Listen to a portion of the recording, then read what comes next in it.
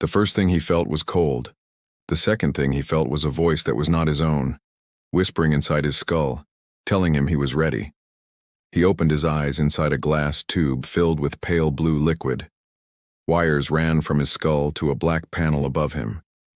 Tubes pushed fluid into his veins.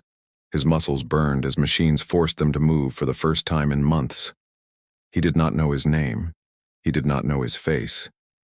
He only knew the cold and the voice and the word that repeated over and over in his mind like a heartbeat. Asset, asset, asset. The tube hissed open. Liquid drained away. He fell forward onto a metal floor, coughing, gasping, his bare skin steaming in the cold air of the lab. Around him stood tall figures with gray skin and narrow eyes, wrapped in white coats that glowed faintly at the seams. They spoke to each other in a clicking language he somehow understood, even though he had never learned it. Subject Gen 7 is awake, one of them said. Vitals stable. Begin designation protocol. A woman knelt beside him. She was younger than the others, with soft blue skin and large dark eyes that studied him without fear. Her name tag read, Sira, Research Division. She placed 2 fingers against his neck to check his pulse, and for a moment her hand lingered there, longer than it needed to. Do you have a name? She asked quietly, so the others would not hear. He opened his mouth. Nothing came out. His throat felt raw, unused, like it belonged to someone else. He shook his head. That's all right, she said. They gave you one. Gen 7. Genesis. Subject 7. She paused. I don't think that's really a name, though. Sarah, a sharp voice barked from across the room. Step away from the asset. You are not authorized for direct contact. She stood quickly, but her eyes did not leave him as she backed away. He watched her go, some part of his mind, a part buried deep beneath the fog of drugs and conditioning, recognizing something in her voice. Kindness. He did not have a word for it yet, but he felt it, like warmth on a body that had forgotten what warmth was. They dragged him to his feet and marched him down a long corridor lined with monitors. On the screens he saw footage of battles, human soldiers fighting on burning fields, human ships breaking apart in the black of space, human faces screaming orders even as the odds turned against them. He did not understand why, but something in his chest tightened when he saw them. You are looking at your former species, the lead scientist said, walking beside him. His name was Director Voss, and his voice carried the flat calm of someone who had done this many times before. Humanity, a young species, reckless, violent, expanding faster than any species should. The Concordat has decided they are a threat that must be controlled before they grow too strong to stop. Kyle, though he did not yet know that was his name, said nothing. His mind was a fog of half-formed thoughts, but one thing rose clear above the rest. Those people on the screen. They looked like him. We have taken the best of what your kind offers, Voss continued, and removed the rest. No fear, no hesitation, no attachments. He said the last word with distaste as if it were something dirty. You are the first successful specimen. A human body, rebuilt with our technology, and a mind emptied of everything that made your species so unpredictable. You will be humanity's undoing, Gen 7. Fitting, don't you think, that the weapon which ends them will wear one of their own faces. They stopped in front of a mirror. Cale looked at his reflection for the first time. A man stared back.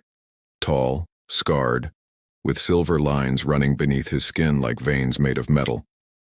His eyes were a strange, unnatural blue, the color the scientists had given him to replace whatever color they had been before. He did not recognize the face, but somewhere, deep down, a whisper of memory stirred. A woman's voice, calling a name that was not Gen 7. Kyle. He blinked, and the memory was gone before he could hold on to it. That night, in a cell with no windows, he lay on a cold metal bed and stared at the ceiling. He did not sleep because they had told him he did not need to. But he closed his eyes anyway, chasing the sound of that voice, trying to remember a face to match it. He got nothing but fragments. The smell of rain, the sound of laughter, a hand holding his in the dark. Pieces of a life he could not put back together. The door hissed open, It was Sarah again, alone this time, carrying a small scanning device.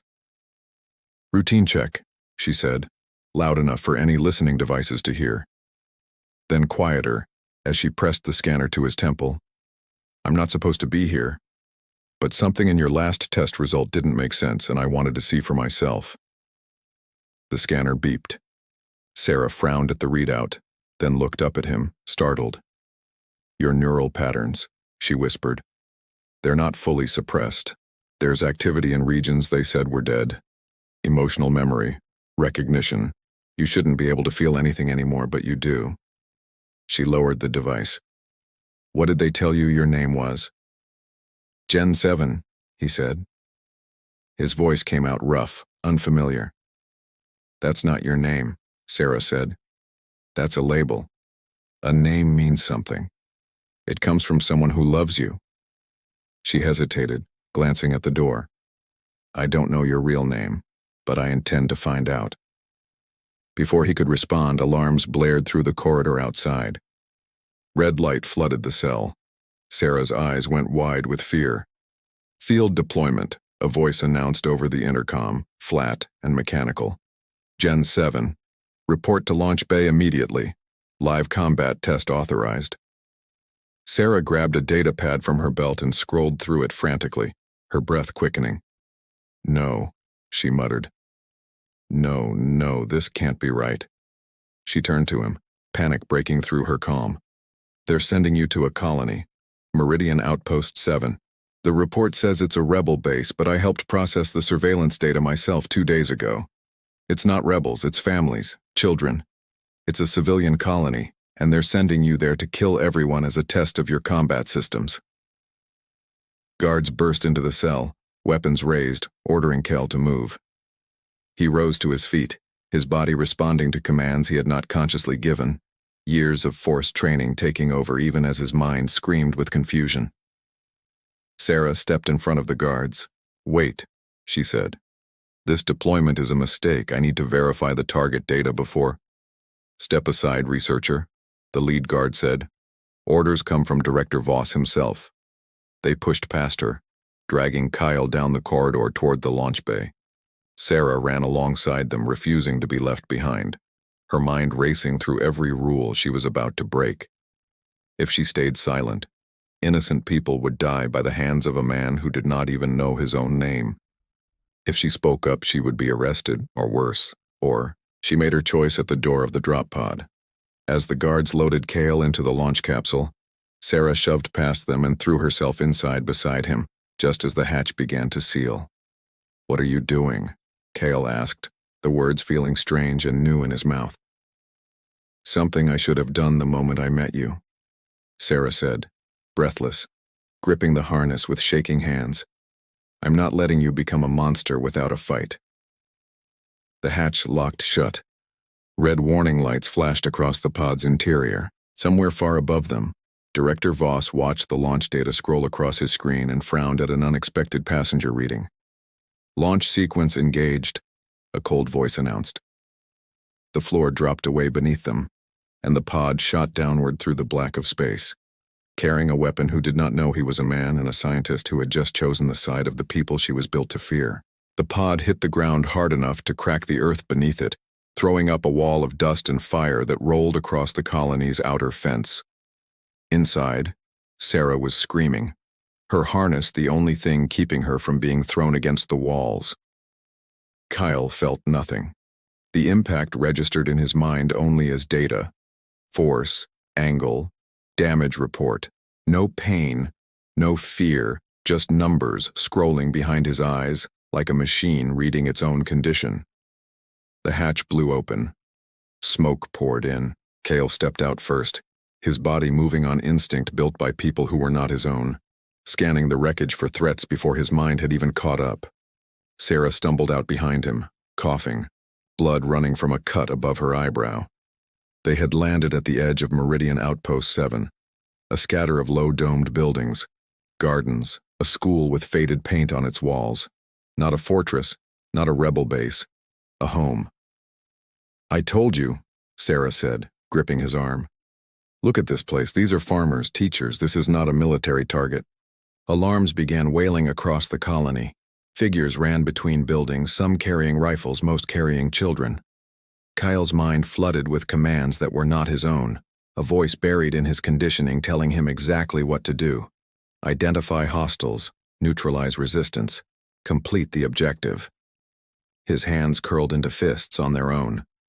Something inside him wanted to obey. It felt easier than thinking. Then he saw a boy, no older than 8, frozen in the open ground between 2 buildings, staring at the smoking pod with wide, terrified eyes. The command in Cale's head screamed at him to eliminate the threat. He did not move. The boy's mother sprinted from a doorway, scooped him up, and vanished behind a wall just as colony defenders opened fire on the crash site.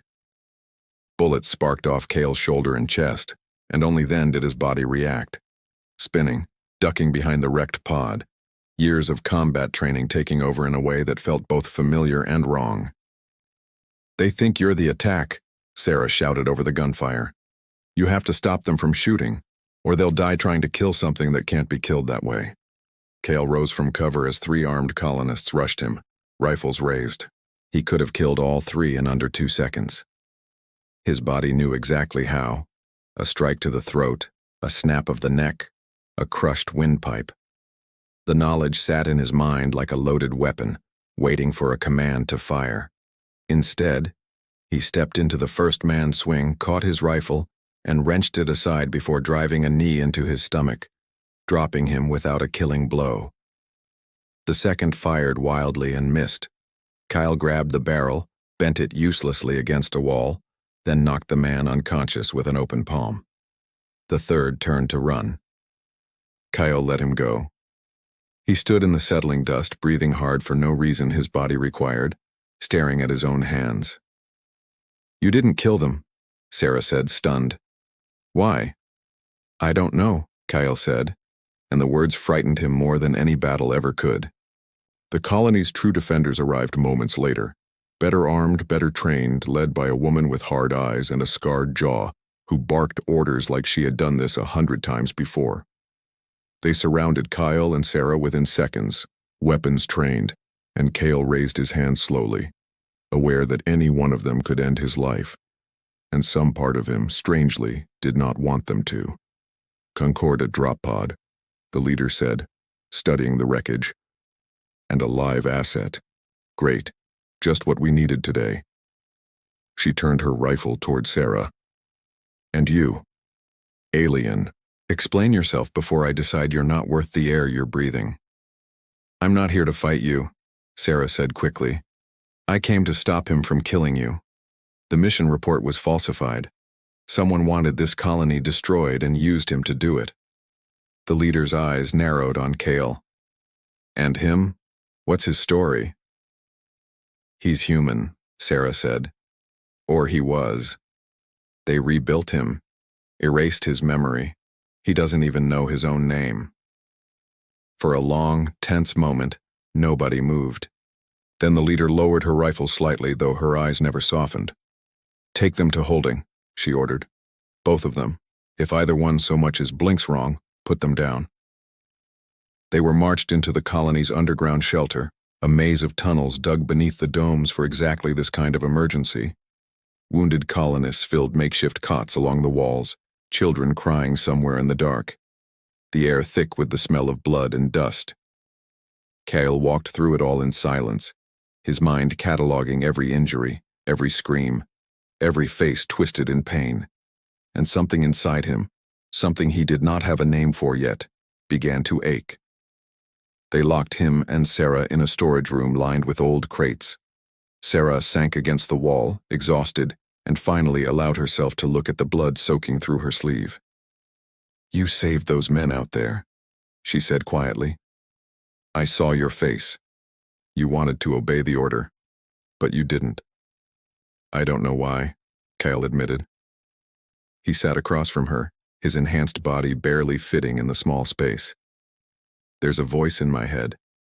It tells me what to do. Most of the time I don't question it. But when I saw that boy..." He stopped, searching for the word. Something else spoke louder. "Memory," Sarah said. "Real memory. breaking through whatever they did to bury it. She studied him carefully. "Do you remember anything? A name? A face?" He closed his eyes, chasing the fragment that had haunted him since he woke in the tank. The voice, the warmth of a hand in the dark. "A woman," he said slowly. "I don't see her face, but I hear her voice. She calls me something, not Gen 7. He frowned, frustrated at the emptiness where a name should be. "It's close. I almost have it." Far above them, in the cold silence of a concordant command ship hidden beyond the colony's moon, an officer studied the live telemetry from Gen 7's neural implants with growing alarm.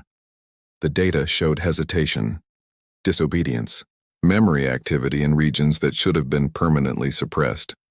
"The asset is malfunctioning," the officer said to the shadowed figure beside him. "Emotional regulation has failed." He refused 3 kill confirmations in the field. "Then the asset is compromised," the shadowed figure replied, voice like grinding stone. "And compromised assets are corrected, or they are removed." "Sarah Kane is with him," the officer added carefully. "Research division." She stowed away on the drop pod. A long silence followed. "Then she is compromised as well," the figure said. "Dispatch the correction team. Full authorization. I want them both terminated before the malfunction spreads any further." In the storage room below, unaware of the death sentence already being carried across the stars toward them, Cale pressed his palm against his temple, chasing a memory that slipped further away the harder he reached for it. Sarah watched him, worry etched into her face. "We need to get you somewhere safe," she said. "Somewhere they can help you remember who you really are." The lights in the shelter flickered once, twice, then died completely. A low hum vibrated through the walls, the unmistakable sound of a teleportation field charging just outside the colony's perimeter. Sarah's breath caught in her throat. "That's not colony technology," she whispered. The wall of the storage room exploded inward, and through the smoke and falling debris stepped 4 armored figures, weapons already glowing white-hot, their leader's cold eyes locking directly onto Kyle, like he was nothing more than a target that needed correcting. The first shot from the strike team punched a hole through the crate beside Cale's head, close enough that he felt the heat of it against his cheek. He moved before he decided to move, some deep animal part of him taking over, throwing Sarah behind an overturned shelf as plasma fire tore the storage room apart. "Correction team," Sarah gasped, pressing herself flat against the floor. "They sent a correction team. That means command thinks you're already broken beyond fixing." Kyle grabbed a fallen rifle from one of the colony guards and rolled into the open, firing back at the armored figures now pouring through the blasted wall. His body moved with terrifying precision, every shot placed to wound, to disable, never quite to kill. Even now, even under fire, something in him refused to take that final step. He dragged Sarah through the smoke toward the tunnel exit, bullets and plasma scorching the walls around them. The colony's own fighters arrived within seconds, drawn by the explosion, and for a brief, chaotic moment, the underground shelter became a battlefield of 3 sides. Concordate soldiers, colony defenders, and Kyle caught between both, protecting a species that did not trust him and hunted by the one that made him. It was in that chaos that he saw her. A woman burst from a side tunnel, dragging a wounded colonist to safety, her uniform marked with a medic's cross, dark hair falling loose from a hurried braid. She turned to shout an order to someone behind her, and stopped dead the moment her eyes found his face. The world seemed to slow. "Kyle?" The name hit him like a physical blow. His knees nearly buckled. The rifle fire, the screaming, the smoke. All of it faded into background noise as he stared at her, certain he had never seen her before in his life, and yet feeling, with a certainty that came from somewhere far deeper than memory, that he knew her, that he loved her. "Move!" the colony leader shouted, shoving past them both to return fire on the strike team. The woman grabbed Kyle's arm and hauled him toward the tunnel, Sarah following close behind, and together the 3 of them fled deeper into the underground maze as the firefight raged behind them. They did not stop running until they reached a sealed maintenance chamber far from the fighting, the sounds of battle reduced to a distant echo through the rock. The woman rounded on him the moment the door was sealed, her hands shaking as she gripped his face, studying every scar, every strange silver line beneath his skin, as if trying to convince herself he was real. "They told us you were dead," she said, her voice breaking. 3 years. I watched the casualty report myself. Corporal Cale Reyes killed in the Hollow Ridge evacuation. I mourned you. She stopped, tears cutting clean lines through the dust on her face. "What did they do to you?" "You know him," Sarah said quietly, watching the two of them. "You know his real name." "Mira," the woman said, wiping her eyes fiercely. "My name is Mira Solon. I was his combat medic. We served together for 2 years before Hollow Ridge." She looked back at Cale, searching his blank, confused expression. "You don't remember me?" "I remember your voice," Cale said slowly. "I've heard it since I woke up. I didn't have a face to match it, now I do." Mira let out a broken laugh, half relief, half grief. "That's something. That's more than I hoped for." She turned to Sarah. "What is he now?"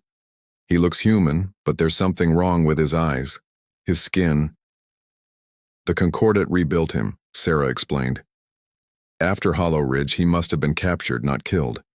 They used him as their first prototype, a human body enhanced with our technology, his memory and emotions suppressed so he'd follow orders without hesitation. They sent him here today to slaughter this colony as a live combat test." Mira's face went pale with fury. "They turned him into a weapon and pointed him at his own people." "Except it isn't working the way they wanted," Sarah said. "He's been fighting the conditioning since the moment I met him. Every time it matters most, something in him chooses not to obey." Mira stepped closer to Cale again, more gently this time, and pressed her palm flat against his chest, over his heart, the way she must have done 100 times before, in some field hospital he could no longer remember. "That's because you're still in there," she said softly. "Whatever they built on top of you, they couldn't erase who you actually are. I don't believe that. I won't believe that." For the first time since waking in that glass tube, Cale felt something crack open behind his ribs. Not pain, not data, but an ache that felt almost like being human again. The moment was broken by a soft, urgent beeping from Sarah's wrist device. She checked it, and her expression turned to horror. "There's something else," she said. "Something I found in the medical logs before I stowed away on the drop pod. I didn't understand it until now." She turned the device toward them, displaying a schematic of a human body with a small device embedded near the base of the skull. "Every enhanced subject has a fail-safe implant, a last resort control measure, in case the conditioning fails and the subject becomes unpredictable." Mira's hands moved instinctively to the back of Cale's neck, brushing aside his hair, and her fingers found a small raised scar just beneath his skull, no larger than a coin. "It's here," she whispered. "What does it do?" Cale asked, though some part of him already dreaded the answer. "It's a kill switch," Sarah said grimly. "Not for his life, for his mind. If Command ever sends the activation signal, it will override every choice he's making right now, everything he's fighting to become, and turn him back into exactly what they built him to be, a weapon with no hesitation left in it at all." Silence filled the small chamber. Somewhere above them, the sounds of battle were fading, the strike team either retreating or destroyed, but the danger Sarah had just described felt far worse than any gunfire. "How do we remove it?" Mira asked. "We can't," Sarah said. "Not here. Not with colony medical equipment. It's fused directly into his brainstem. Removing it wrong could kill him instantly." She hesitated, glancing at the schematic again, her eyes narrowing as she studied something buried in the data. "But there might be another way. The failsafe operates through a relay signal, broadcast from Concordat command stations. If we could reach the nearest relay and destroy the control core before they ever send the activation command, then he stays himself," Mira finished. "Permanently." Cale looked between the two women, one who had known him before he lost himself, one who had chosen his side before she even knew his name, and felt, for the first time since waking in that cold glass tube, something close to hope. "There's more," Sarah said quietly, and the tone of her voice made both of them go still. "The data I found wasn't just about him. It referenced a program name, Genesis Initiative, full production authorization, dozens of subjects already in processing at other facilities. Kale isn't a single experiment." She looked up at them, dread written plainly across her face. "He's the prototype. And if his test here today had gone the way they wanted, Command was planning to greenlight full deployment. An army of enhanced human soldiers, turned against Earth itself, leading the opening wave of a full invasion." The chamber fell utterly silent. "When?" Mira asked, her voice barely a whisper. "Weeks," Sarah said. "Maybe less." Before either of them could respond, the chamber door shuddered under a heavy impact from outside, followed by the unmistakable hiss of a plasma cutter beginning to burn through the reinforced seal. "They tracked his signal," Sarah said, scrambling backward. "They're not retreating, they found us." The plasma cutter burned a glowing red seam through the chamber door, and Kale already knew they had less than a minute before it gave way. "There's a maintenance shaft behind the old generator," Mira said, pulling a panel off the wall to reveal a narrow crawl space. "Leads to the surface half a click out. Go now."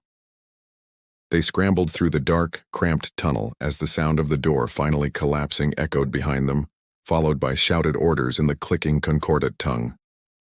Kyle pushed Sarah and Mira ahead of him, bringing up the rear, his enhanced hearing tracking every footstep of the soldiers now pouring into the tunnels below. They broke into open night air near the edge of the colony's perimeter fence, gasping, the sky above scarred with the fading trails of the retreating strike ships. The battle inside the colony had ended. The correction team had been driven back, at least for now, but Sarah's device was already lighting up with a new, more urgent warning. "They've locked onto my signal," she said, breathless. "The relay station in orbit, the one broadcasting the failsafe frequency, it's moving to a defensive posture. They know we found the intel. Then we move faster than they can react," Mira said. "Sarah, can you get us onto that station?" "I helped design half its security protocols," Sarah said. "Getting in isn't the problem. Surviving what's inside is." They commandeered a small colony transport shuttle, one of the last undamaged in the wreckage of the crash site, and within the hour they were burning hard for orbit, the colony shrinking to a green-blue smear behind them. Kale sat in the cramped rear compartment, running his fingers along the raised scar at the base of his skull, aware with every heartbeat that somewhere above them, a single signal could turn him back into a monster. "Talk to me," Mira said, settling beside him as Sarah piloted. "Tell me what you remember. Anything. It might help keep you anchored if things go wrong up there." Kale closed his eyes. "Rain," he said slowly. "A firefight in the rain. You were shouting at me to keep pressure on a wound, my own wound." He frowned, chasing the fragment further. "I told you a joke, you didn't laugh." "It was a terrible joke," Mira said, a small, tired smile breaking through her exhaustion. "You told it every single time you got hurt. I think you thought it made you seem tough." "Did it?" "No," she said. "But I always laughed on the inside." She looked away, blinking hard. "I thought I lost you at Hollow Ridge. I held your hand until the medevac came, and then they told me you didn't make it out. I carried that for 3 years, Kale. I need you to understand. Whatever they built on top of you, whoever Gen 7 is supposed to be, I am not losing you again." The shuttle shuddered as it slipped past the outer defense grid of the Concordat relay station, Sarah guiding them through gaps in the patrol patterns with practiced precision, her hands steady despite the sweat on her brow. "Docking Bay 7, she said. "Old maintenance access. It should be unmonitored. I disabled its sensors myself 2 years ago and never told anyone." She glanced back at them. "Once we're inside, we move fast and quiet. The control core for the failsafe relay is 3 levels down, in the primary signal chamber. If we destroy it before Command sends the activation order, Kale keeps himself. Permanently." The station's interior was cold and silent, lit by dim blue emergency lighting. corridors lined with humming machinery and the occasional patrol drone gliding past on programmed routes.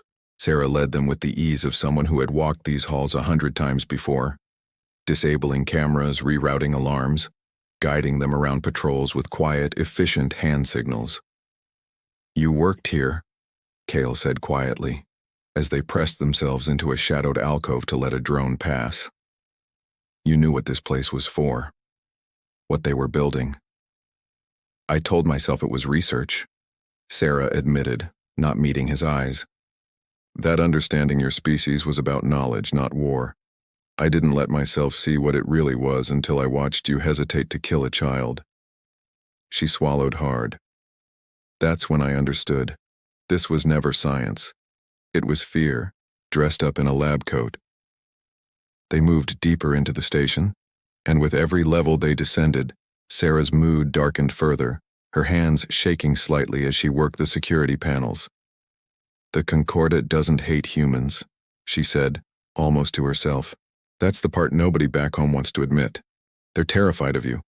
Terrified of how fast your species grows, how hard you fight for each other, how you turn impossible situations into stories your children tell for generations. 100 worlds have tried to predict what humanity becomes in another 100 years, and every model ends the same way, with humanity too strong to stop. So instead of waiting to find out, they decided to break you first, using pieces of yourselves." They reached the signal chamber at last, a vast circular room dominated by a massive glowing core, pulsing with slow, deliberate light, surrounded by a lattice of support machinery. Sarah moved immediately to a terminal, fingers flying across the controls. "I can trigger a cascade failure," she said. "It'll take the whole relay offline permanently. No more fail-safe signal, not just for Cale, for every single subject in the Genesis program." "Do it," Mira said. Sarah's hands froze over the console. "There's a lock," she said, frustration creeping into her voice. "A command-level override. I don't have clearance for this. Someone with full authorization has to unlock it manually." A slow, deliberate sound echoed from the chamber's far entrance, heavy footsteps, unhurried, almost mocking in their calm. "How fortunate, then," said a voice that made the air itself feel colder, "that I have exactly that clearance." From the shadows stepped a tall figure unlike any Concordat soldier they had seen, robed in dark ceremonial plating, its face a smooth, expressionless mask threaded with thin lines of pulsing light. It was the being from the command ship, the one who had personally ordered Cale's conditioning from the very beginning, and it studied the three of them now with the patient, unbothered interest of someone watching an experiment reach its expected conclusion. "Sarah Kayan," it said. "Talented, idealistic. I always suspected you would be the flaw in this project given time." Its gaze shifted to Mira. "And the medic. Sentiment, given a body. How fitting." Finally, its attention settled fully on Cale, and something in its voice sharpened into something far colder. "And Gen 7, or should I say Corporal Reyes. You have caused a remarkable amount of trouble for a subject who was designed to feel nothing at all." "You built me to kill my own people," Kyle said, his voice low, dangerous. "That ends today." The figure tilted its head, almost amused. "Does it? You misunderstand your own design, Corporal. You believe the emotions you have recovered are freedom. They are not. They are simply another lever." It raised one hand, revealing a small device embedded in its palm, glowing with the same frequency as the scar at the base of Cale's neck. "I did not come here to stop you from destroying this relay. I came to demonstrate why it will not matter." Sarah's eyes went wide with horror. "That's a localized transmitter," she whispered. "It doesn't need the main relay. It can trigger the failsafe directly." "Cale, run," Mira started, but it was already too late. The figure spoke a single word, sharp and clipped, in a language that struck something deep and mechanical inside Cale's mind. A command buried so far beneath his consciousness that no memory, no love, no growing sense of self had ever touched it. Cale's body went rigid, His eyes, which had begun to soften with every hour spent beside Mira, flooded suddenly with a cold, empty blue light. "Kale," Mira said, stepping toward him, her voice trembling. He turned to face her, and the man who had chosen again and again not to kill, the man who had run through gunfire to save children, who had remembered rain and bad jokes and a woman's voice in the dark, was gone, replaced by something that looked at Mira Solon the way a machine looks at a target. Kale's fist crashed into the wall where Mira's head had been a half-second earlier, tearing a crater through solid metal plating as she threw herself aside, rolling hard across the floor of the signal chamber. "Kyle, it's me!" she shouted, scrambling back to her feet. "Fight it! You're still in there!" He did not answer. His face had gone completely blank, his movements precise and merciless, every strike aimed to end her in a single blow. Sarah dove for cover behind the terminal console, hands shaking too badly to type, watching in horror as the man she had risked everything for became, in an instant, exactly the weapon he was built to be. "You cannot reason with him," the robed figure said calmly, watching from across the chamber like a scientist observing a controlled experiment. "The activation command overrides all higher cognitive function. He is, for the moment, exactly what we intended him to be from the beginning. Nothing more." Mira ducked another strike, barely, feeling the wind of his fist against her cheek. She had no weapon, no way to match his strength, nothing but the desperate burning belief that the man she loved was still somewhere behind those cold blue eyes. "I'm not going to hurt you," she said, backing away, hands raised, refusing to run even as every instinct screamed at her to. "Do you hear me? I don't care what they turned you into. I'm not leaving you again." Kyle advanced without hesitation, driving her back against the chamber wall, one hand closing around her throat with terrifying, mechanical force. Sarah screamed his name from behind the console, but there was no reaction, no flicker of recognition. Only the cold, patient pressure of a machine completing its function. Mira's vision began to blur at the edges, her hands clawing weakly at his wrist, and in the last clear moment before darkness threatened to take her, she did not fight. She stopped struggling entirely, and instead, with what little air remained in her lungs, she whispered the only thing she had left. "I laughed," she gasped, "and every time, every terrible joke. I laughed on the inside every single time because it meant you were still alive to tell it." Something flickered. It was small, a fraction of a hesitation, a tremor passing through the hand at her throat. But it was there. The empty blue light in his eyes wavered just slightly, like a signal fighting against interference. "Kyle," Mira choked out, "please." Across the chamber, the robed figure's expressionless mask tilted, its calm interest sharpening into something closer to alarm. "That is not possible," it said quietly. "The activation command does not permit resistance at this level." But it was happening. Kale's grip loosened, fractionally, his entire body trembling now, with the effort of two competing commands tearing through him at once. The cold, absolute order to destroy, and something else, something older and stronger that no conditioning had ever fully managed to erase.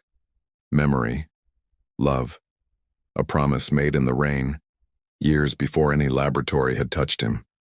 Sarah, seeing her chance, finally forced her shaking hands to move, fingers flying across the terminal. "The transmitter," she said. "It's not connected to the main relay core, it's a separate signal. If I can jam its frequency even for a few seconds." "You will not reach it in time," the figure said, and moved toward the console with sudden, terrible speed. What happened next would be told differently by each of them afterward, pieced together from fragments of memory and adrenaline. Sarah would remember diving across the console, forcing the jamming sequence through with her last free hand, even as the figure's grip closed around her shoulder.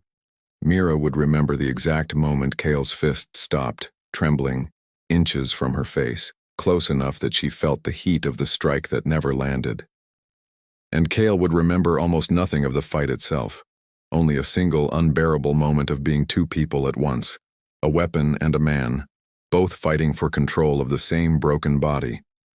The jamming sequence engaged with a sharp electronic shriek that cut through the chamber.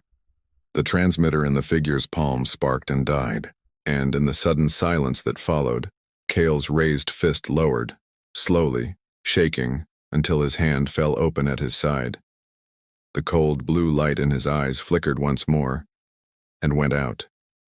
"Mira," he said, and his voice, when it came, was his own again, raw with horror at what he had almost done.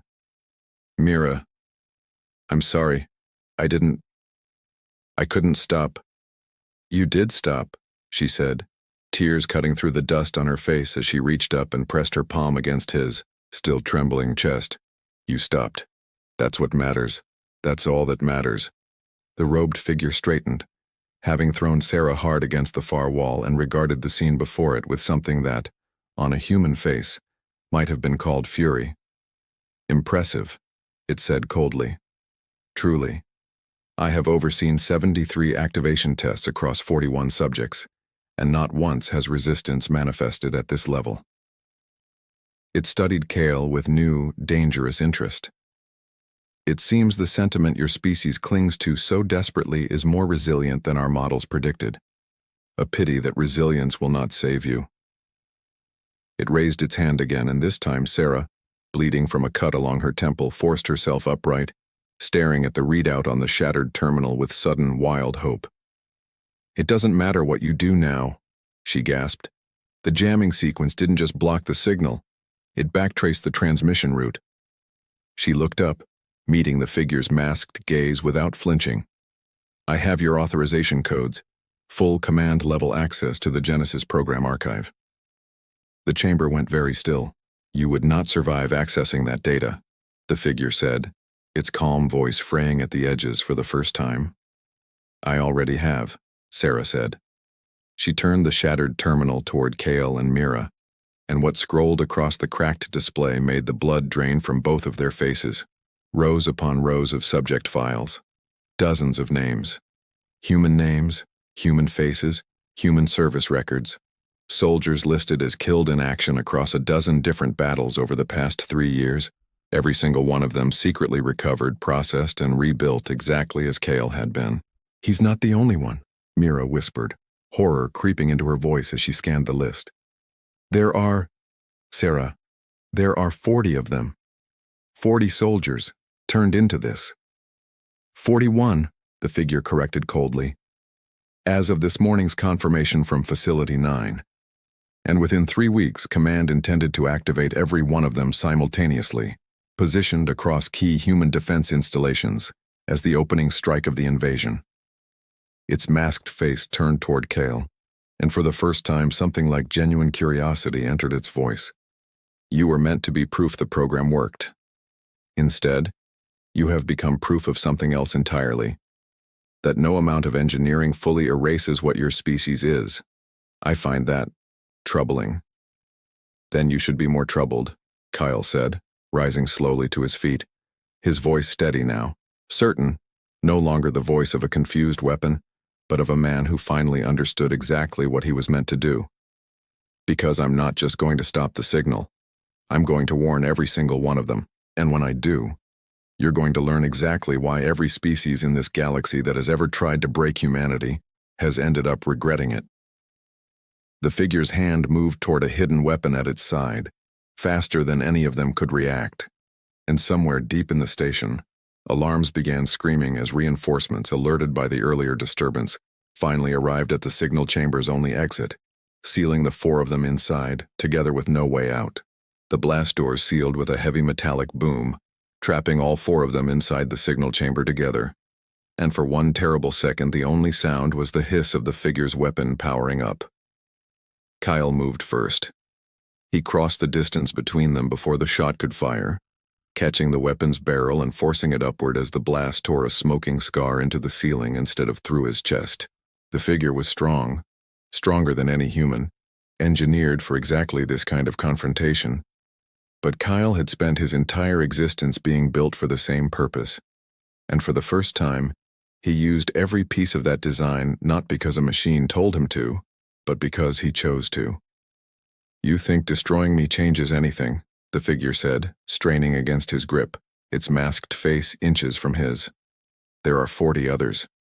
The invasion does not depend on one broken prototype. I know, Kale said. That's why I'm not trying to destroy you. I'm trying to buy her time. Behind them, Sarah had already turned back to the terminal, blood running freely from the cut on her temple, her hands moving faster than they ever had, pulling every fragment of data the backtraced signal had given her. Names, coordinates, facility locations. The entire architecture of the Genesis program laid bare in front of her all at once. I have full access, she said, her voice tight with concentration. I can broadcast this. All of it. Every facility, every subject, every planned activation date, straight to every human colony and command post within transmission range.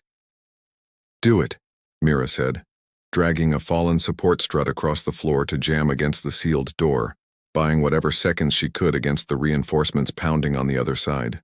The figure threw Kale backward with sudden, brutal force, sending him crashing into the base of the signal core itself. He rose immediately, ignoring the pain, and rushed forward again. Not to kill, he realized with strange clarity, but simply to hold the line, to be the wall between the people he loved and everything trying to destroy them, exactly as he had been built to be.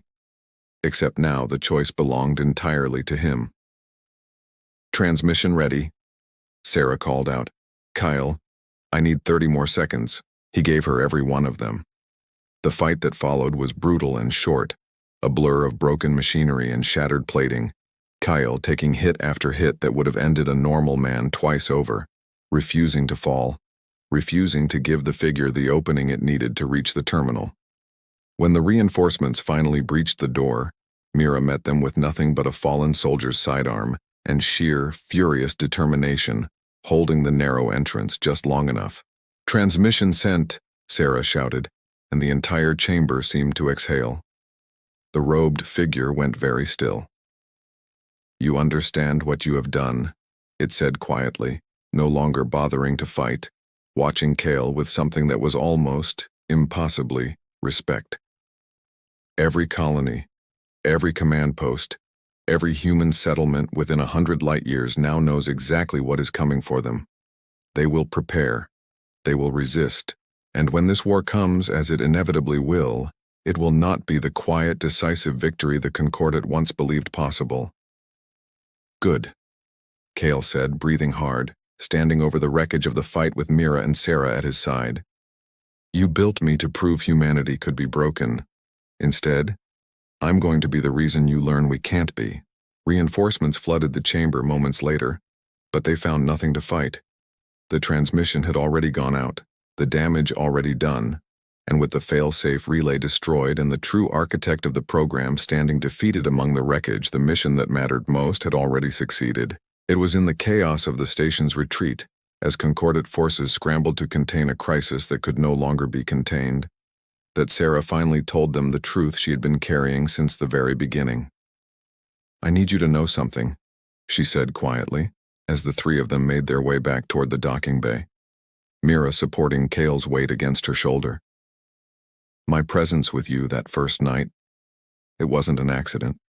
I wasn't just a researcher who happened to feel guilty. Kale looked at her, exhausted but alert. What do you mean? There's a faction within the Concordat, Sarah said. Small, hidden. People who believe what Command is doing is not just cruel, but foolish. That trying to break your species instead of understanding it will only guarantee the exact war we're all trying to avoid. I was placed in the Genesis program 2 years ago. Quietly, deliberately. My task was to watch, to gather evidence, and if the moment ever came, she hesitated, to make sure it failed from the inside. Mira stared at her. You were a plant. This whole time. Not against you, Sarah said quickly. Never against you. I chose to help you the moment I understood what Kale truly was, long before anyone told me to. But I want you to know the truth because you deserve it. Not every one of my people believes you should be destroyed. Some of us believe you should be understood. She looked away, toward the distant curve of the planet visible through the station's shattered viewport. I think, given the chance, You would surprise us more than any of us expect." They reached the docking bay in silence, each of them carrying the weight of everything that had happened. Everything still to come. Cale paused at the threshold of the shuttle, looking back at the ruined signal chamber behind them, and felt, for the first time since waking in that cold glass tube, something he could only describe as peace. The weeks that followed were not easy. The transmission Sarah sent triggered exactly the chaos the Concordat had feared. Human colonies across 100 light-years mobilizing, fortifying, sharing intelligence faster than anyone believed possible. The 40 other subjects of the Genesis program were located one by one, their fail-safe signals severed before command could ever activate them. Each rescue a small, hard-won victory in a war that had only just begun. Kyle stood at the center of nearly every one of those missions, no longer GN7, no longer a weapon built for someone else's purpose, but Corporal Cale Reyes, fighting now for something he had chosen with his whole, recovered heart. On a quiet evening months later, the sky above Meridian Outpost 7 glowed with the arriving lights of human relief ships, finally answering a call for help that Sarah's transmission had made possible. The colony that had once nearly been destroyed by a weapon with no name now stood as a symbol of exactly the opposite. Proof that even a man rebuilt to end humanity could choose, in the end, to save it instead. Cale stood at the edge of the settlement, watching the ships descend, Mira's hand resting quietly in his. The silver lines beneath his skin still glowed faintly in the dark, a permanent reminder of what had been done to him. But for the first time they did not feel like a cage. They felt like a scar, a part of his story, not the whole of it. "You okay?" Mira asked softly. "I keep waiting to hear the voice again," Kyle admitted. "The one that used to tell me what to do. It's quiet now. I don't know what to do with that kind of silence." "Fill it with something else," Mira said, leaning her head against his shoulder. "Something that's actually yours." Sarah approached them from across the field, having just finished coordinating with the arriving human command staff, her Concordat uniform long since discarded in favor of simple colony clothes.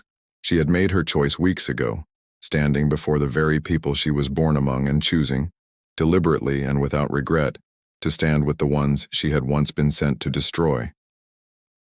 "They're asking about you," she told Cale, nodding toward the ships. "The other rescued subjects. Some of them are having a hard time remembering who they were before. I told them there was someone who understood exactly what that felt like." Cale looked at the ships, at the exhausted, hopeful faces beginning to emerge from them. Men and women who had once been turned into weapons and were only now beginning to remember they were something more. "Then I guess I have work to do," he said. He took one last look at the sky, at the stars beyond it where a war was only beginning, and at the two women beside him who had refused to let him disappear into what he was built to be. Whatever came next, whatever the Concordat still had planned, whatever it would cost to prove, once and for all, exactly what humanity was capable of, Cale understood now that he would not face it as a monster, or as a weapon, or even as a soldier. He would face it simply as a man who had been given back his name and intended to spend the rest of his life earning it.